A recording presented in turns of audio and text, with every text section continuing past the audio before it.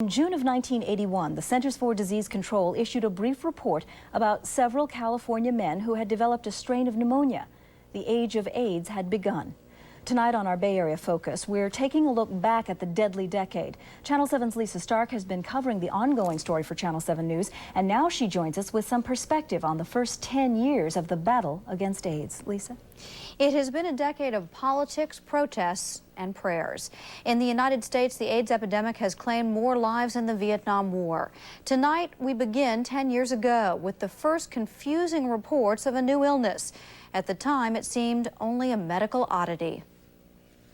In no way did I ever imagine it would be what it has become and what it will be in this country and throughout the world. 10 years ago this week, the federal government reported the first cases of what would one day be known as AIDS. 5 gay men in Los Angeles had developed a rare pneumonia. It was an absolutely striking disease from the very first. Just as the Los Angeles report surfaced, Dr. Paul Volberding began working at San Francisco General. He started seeing a rare skin cancer in gay men. Even from the very first cases, we recognized that this was a remarkable disease and that it was a new disease. The new illness was mentioned in the gay press, but it was not yet front-page news. A year later, Dr. Dina Dell talked about it on Channel 7. There's been a new cancer now associated with the homosexual lifestyle. It's called diffuse undifferentiated non-Hodgkin's lymphoma, or DUNL for short. Now, obviously, they don't know what causes this, but I think it's time we start committing some major resources to finding out what's causing these cancers in gay people. By the end of 1982, the disease was called AIDS. Gay men began flocking to seminars, desperate for information, and the nation woke up to this modern-day plague. The potentially fatal disease, unknown just months ago, is spreading so quickly that doctors now say it's a national epidemic. For those diagnosed in the early 1980s, there was no treatment and little hope. Most would die within 18 months. And there was really a pall over the community. Everyone was kind of in shock. No one knew what to do. There were no treatments. The death toll began to mount. 102 for the Bay Area. 81 of those are San Franciscans. That's 2 more than I had last night. Coming in so fast we can't keep up. In San Francisco, over 7,000 have now died, 1% of the city's population. Nationwide, more than 170,000 Americans have been diagnosed. Of those, nearly 110,000 have died. As the epidemic grew, so did the fear and panic. TV stations were not immune. Well, let's find out from one gentleman who was going to be here, who is now on the telephone. We have Paul. Technicians refused to put a microphone on an AIDS patient. He was forced to sit in a separate room and be interviewed by phone. After the 1983 Gay Freedom Day parade, cleanup crews wore masks, worried about contracting AIDS from the garbage. Hospital janitors covered up too, and doctors wondered if they were putting their lives on the line. It was terrifying. There was a period where we couldn't talk about it at home, where the possibility of having caught this thing, whatever it was too real. And the reality of the disease was all too apparent as well. You know, we saw people dying horrible deaths. For AIDS patients, discrimination became a daily fact of life. And things like that are real scary. I mean, who are you going to go to get your hair cut when they're not even going to want to touch you? And that was 10 years ago. As San Francisco grappled with AIDS, gay groups mobilized, setting up what would become model organizations for AIDS care. The city health department began cranking out AIDS information, and the mayor moved to shut down gay bathhouses. As a city, we have a responsibility, if we license businesses, to see that what happens in those businesses isn't killing people. That's all. The bathhouse controversy was but one of many. Blood banks came under attack for allegedly ignoring evidence of transfusion-related AIDS, something they deny. It wasn't until March of 1985 that an AIDS test was developed to screen out tainted blood. That year, too, what many see as a watershed event. Mr. Rock Hudson has acquired immune deficiency syndrome. America's favorite leading man had AIDS. It brought the disease home to middle America. By 1986, heterosexuals were growing increasingly alarmed, and large-scale drug trials began on the first promising AIDS drug, AZT.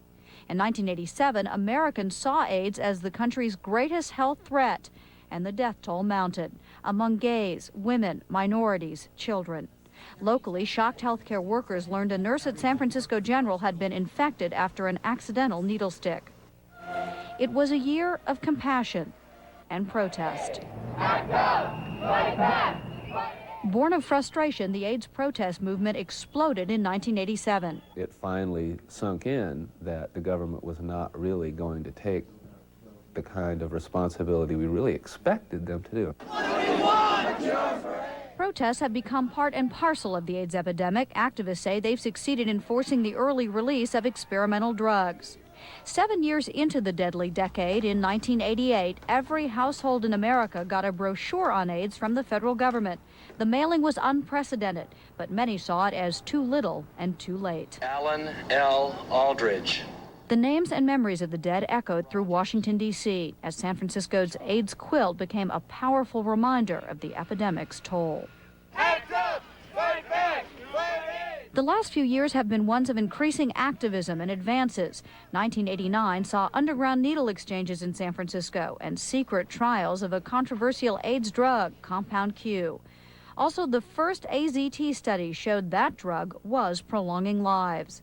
And worldwide, on a night in May, people grieved and remembered. Oh, deep in my heart, Last year, the nation buried Ryan White, who had struggled against ignorance and fear in his 5-year battle with AIDS. He was the boy next door who first showed to a stunned nation that no one is safe from the risk of AIDS.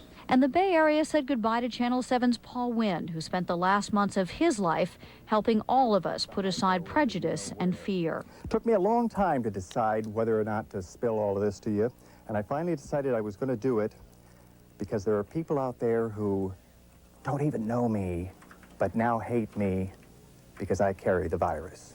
There are new fears. A young Florida girl contracts AIDS from her dentist. 3 transplant recipients die from contaminated donor organs. And in what some see as the criminalization of AIDS, an Oakland man with the disease is charged with assault after having sex with 2 women. And still, the dying goes on as medical science races against time. It's been a tragic and depressing 10 years, but it's also brought out some of the best in people. And it's been an incredible challenge that I hope we've been up to, and I hope we will continue to be up to in the future. Please don't take my sunshine away. The challenge ahead is to keep up the pace of progress against AIDS. Tomorrow, we will look at keeping people alive in this race against time. What progress have we made?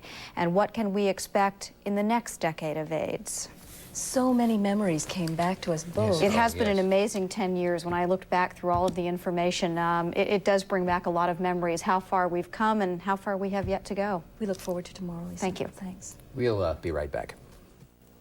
108,000 Americans did not survive the deadly decade. Yesterday, we looked back at the first 10 years of AIDS as the disease progressed from medical oddity to full-blown epidemic.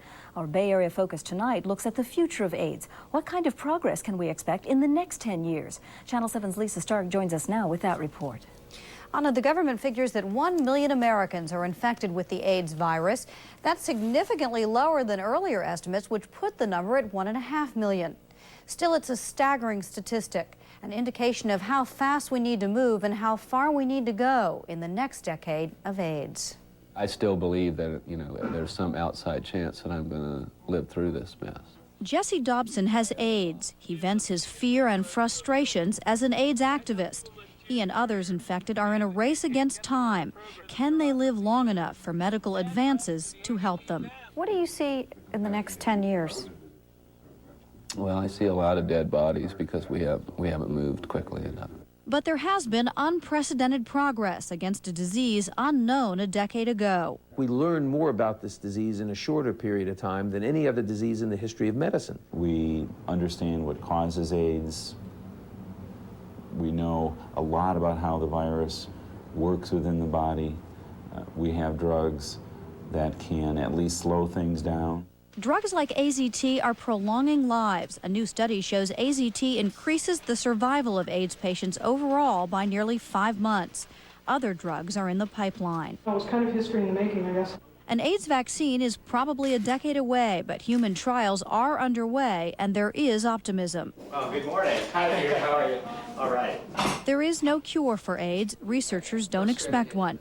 Their hope that AIDS will become a chronic disease controlled by drugs, much like diabetes and hypertension. For now, prevention is the best medicine, but nationwide, AIDS education programs get far less money than drug research, about half the dollars, and are often bogged down in politics. We've gotten so caught up on the moralistic questions of how young should we tell people about condoms and should we talk to kids in junior high school and all these moralistic questions. Personally, I don't think there's anything more immoral than allowing our youth to die out of ignorance. I tested positive for the AIDS antibodies, and I need to know exactly what that means and what I can do. AIDS experts say we aren't doing enough to educate teens, minorities, and IV drug users about safe sex and AIDS prevention. I still think it's in a white race, Hispanic race, Asian race. They still think because it's a gay white man disease that they are still immune to it, that they won't get it. Good morning, Black Coalition on AIDS. May I help you? Casimir was diagnosed with AIDS 6 years ago. A gay man and former IV drug user, he is working to educate blacks about AIDS. It's taken the death of a lot of more black men and black women now, and babies, to wake up the community.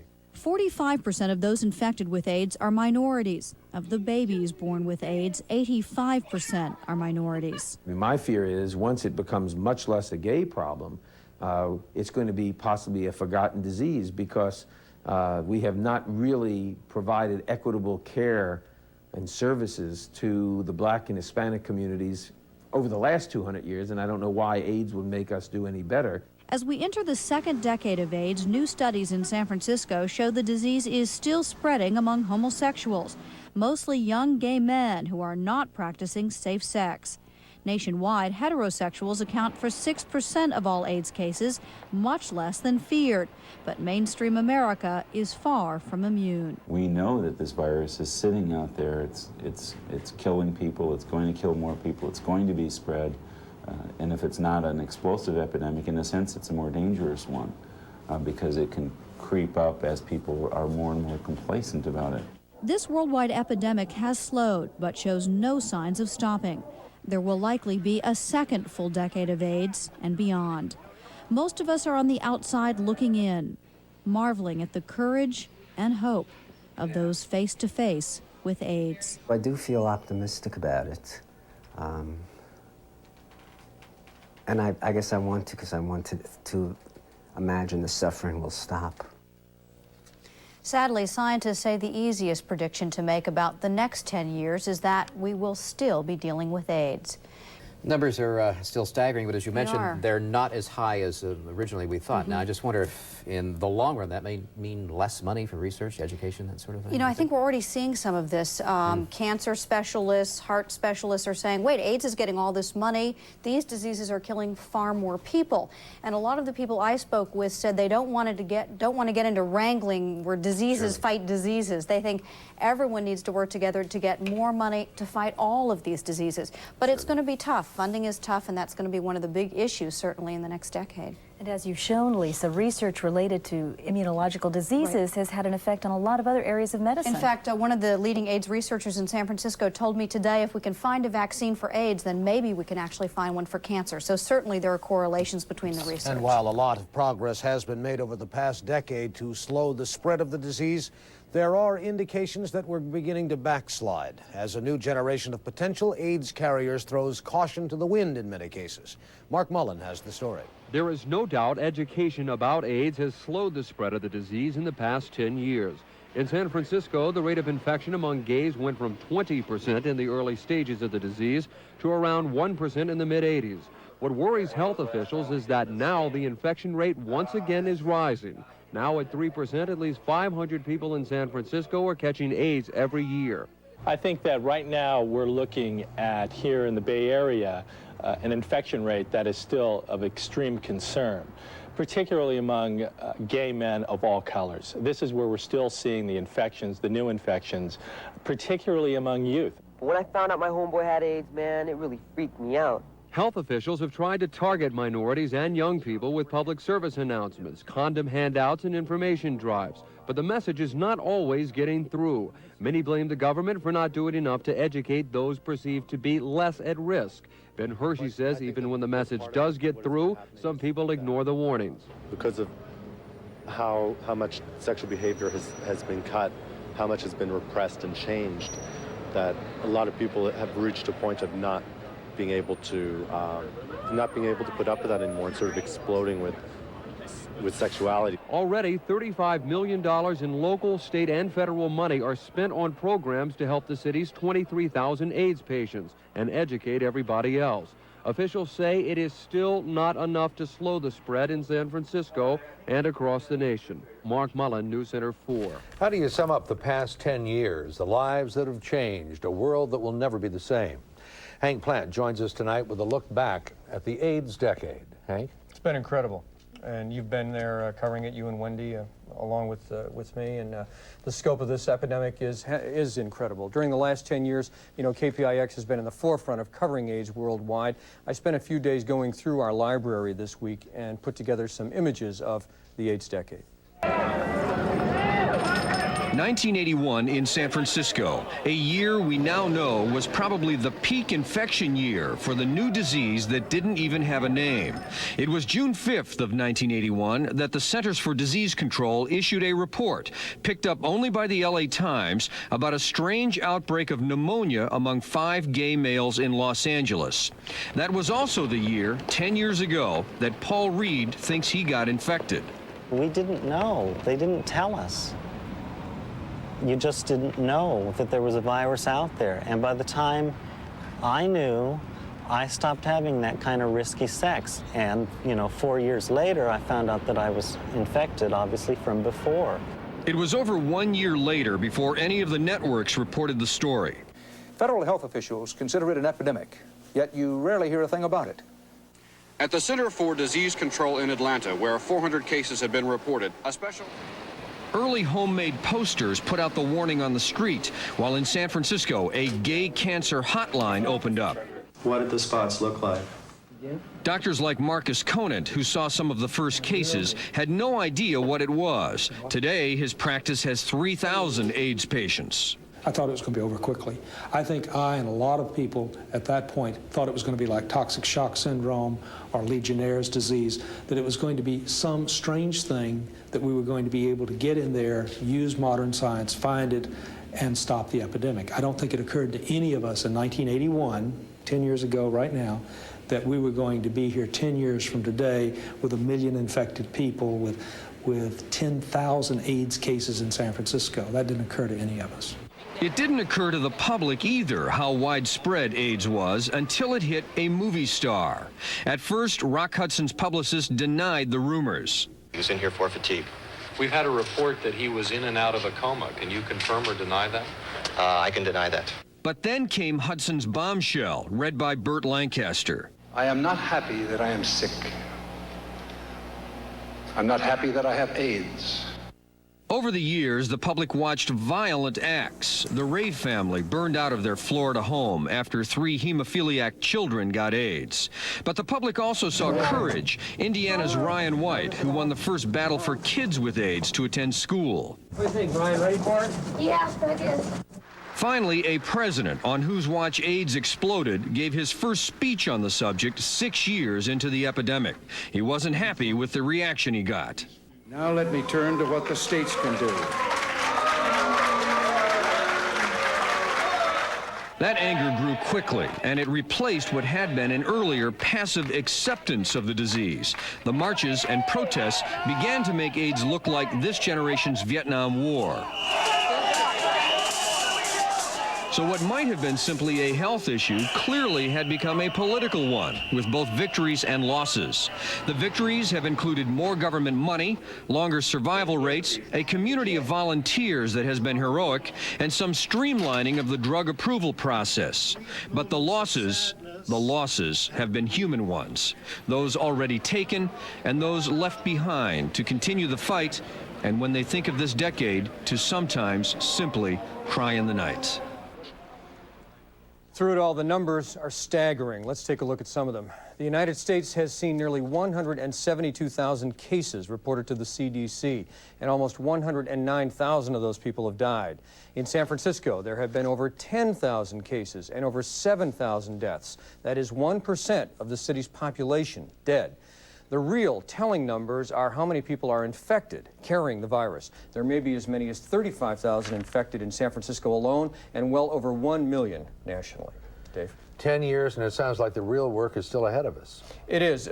Putting aside the scientific searches that are going on right now, looking for a vaccine, for better treatment, the real burden of this disease will fall on the people who have HIV and on those who care for them. You know, we mentioned the heroic volunteer system that has sprung up around AIDS. I want to show you, this is a directory of service providers in the 11 counties around the Bay Area. It lists almost 500 groups that provide AIDS work, all of them coming into existence in the last 10 years. This is where the work will come from for the second AIDS decade. All right, thank you, Hank. Wendy? Well, there are a lot of numbers obviously involved in this story, and here's one more to consider. Worldwide, the statistics are the most staggering of all because the World Health Organization just increased its prediction of how many people are infected by 10 million, an increase of 10 million. They now say up to 40 million people will be carrying the HIV virus by the end of the second AIDS decade. We'll be right back. Here's a background report from Nightline correspondent James Walker. June 5th, 1981, the federal government releases a puzzling report. 5 young men in Los Angeles, all active homosexuals, had come down with a rare, incomprehensible form of pneumonia. The next month, another report, and still more mystery. 26 gay men, most from New York City, were found to have a rare type of cancer called Kaposi sarcoma. In addition, their immune system broke down, leaving them vulnerable to a dozen potentially fatal disorders.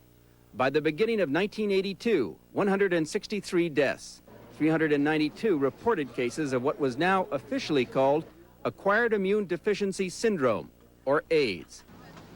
Phil Lanzarata was one of the first to talk about his suffering. Almost walking around like a